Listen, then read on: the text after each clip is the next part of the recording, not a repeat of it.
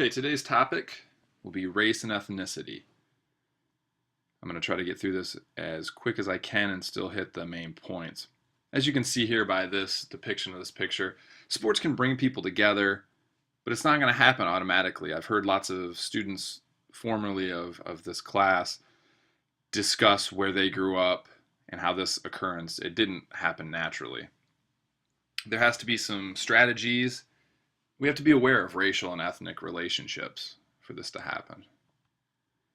So, quick definition: race, it's right there. It's about biologically distinct from other populations, and then it depends on a classification system that gives meaning to physical traits. Ethnicity, it's just a cultural heritage that's used to identify a group of people, a population. And an ethnic population, they're regarded as a distinct because they share this way of life, a history, and a sense of who they are as a people. The ethnic minority, it's a group that suffers disadvantages. They've been discriminated against. And due to this, there's a strong sense of togetherness because of those shared experiences from the past and current discrimination. So where did this classification, where did race come from, this idea? Well, white Europeans who were exploring and colonizing the globe started to see the differences between people.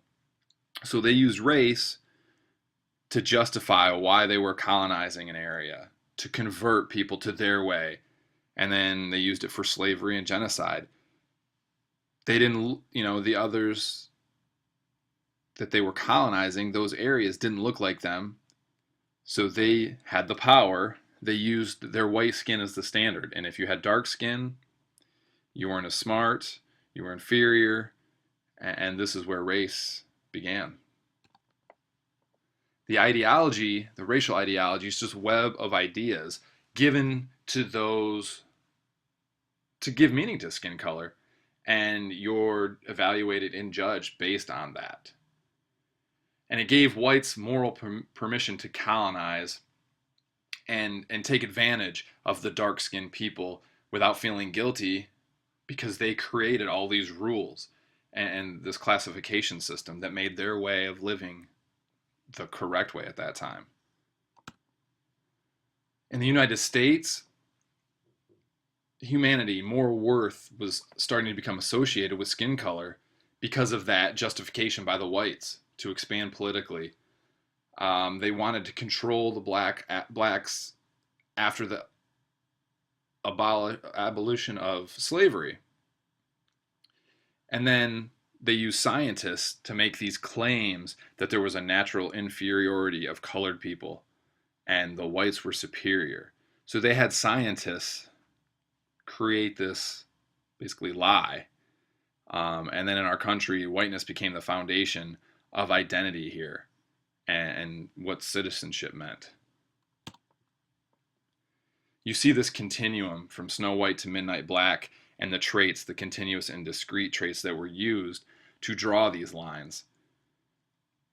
The category lines were drawn on the continuous traits, had nothing to do with the discrete traits. So you can draw 2 or 2,000 lines as you see there. And you have to understand decisions are social decisions. They're not decisions based on those discrete traits there. So these racial ideologies, these webs of ideas support racism, genocide, and stereotypes, all things that lead to social unrest and, the intentional, holding down of groups of people.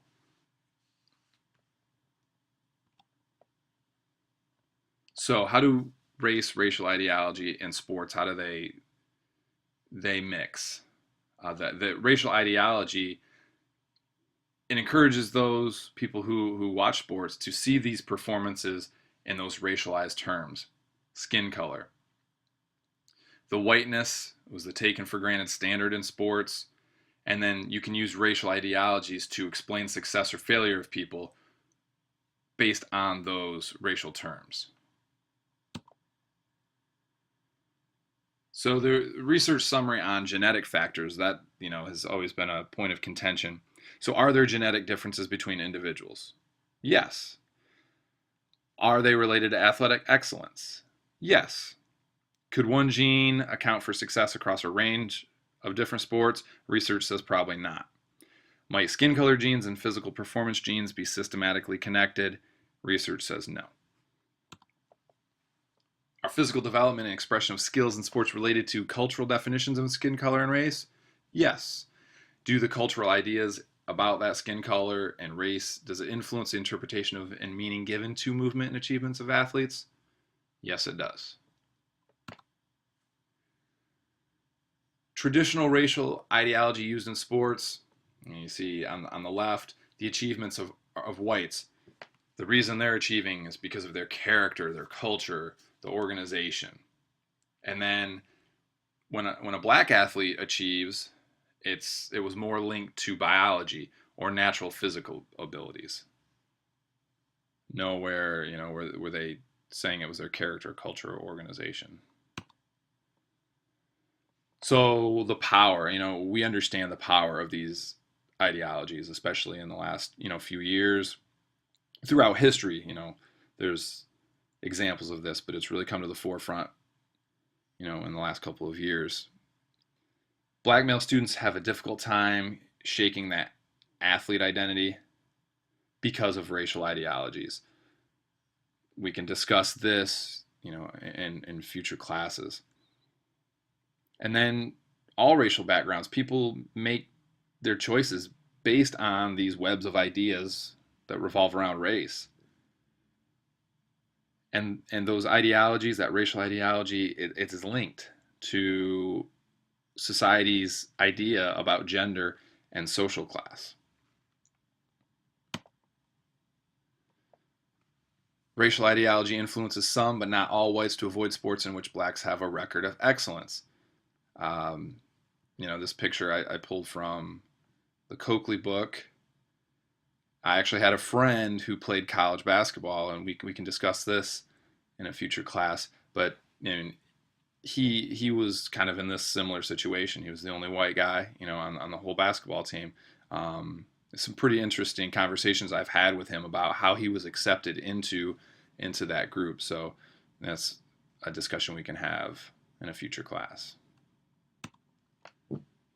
So socially constructing the black male body. Here's examples of that racial ideology. We've had in the Euro-American racial history, there's that fear of the physical power and skill of the oppressed black men. These anxieties about their sexual desires and capabilities of the angry black men.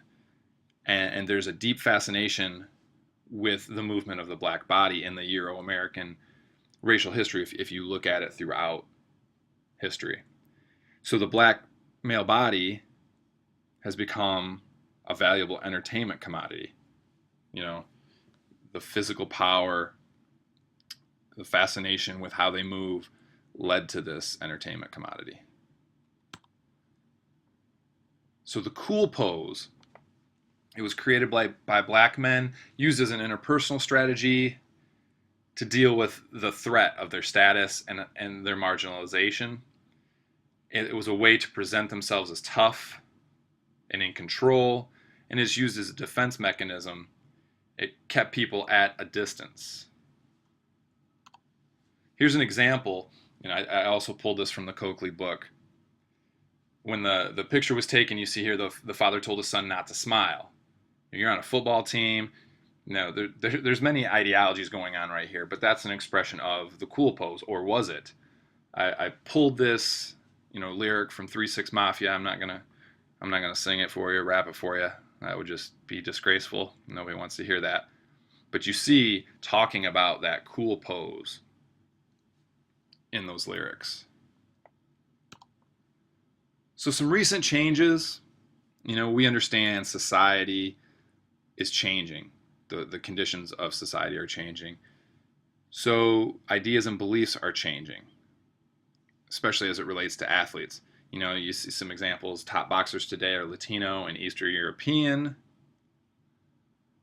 White Americans are being replaced by young women from Russia, top levels of professional tennis. Third of Major League Baseball players on those teams are Latin American and Asian.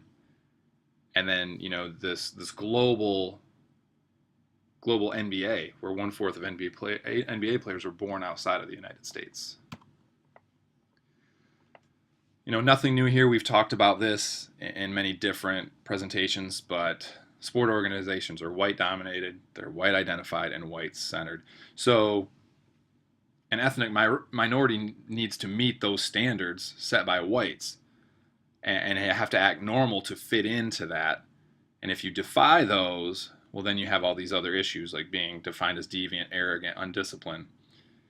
And that's a problem. You know, we need to understand how these things are structured, and if they are white dominated, white centered, white identified, well, we need to understand these issues so we can move forward and try not to fit everybody into that box, because there's going to definitely be some defiance to those standards, and rightly there should be.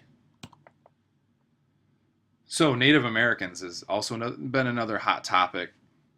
You know, dozens of diverse cultural groups. Their sports, traditional Native American sports, combine physical activities with ceremony, and Native Americans fear they're losing their culture if they play Euro-American sports. And the racial and ethnic stereotypes have restricted their access, you know, just like many other groups.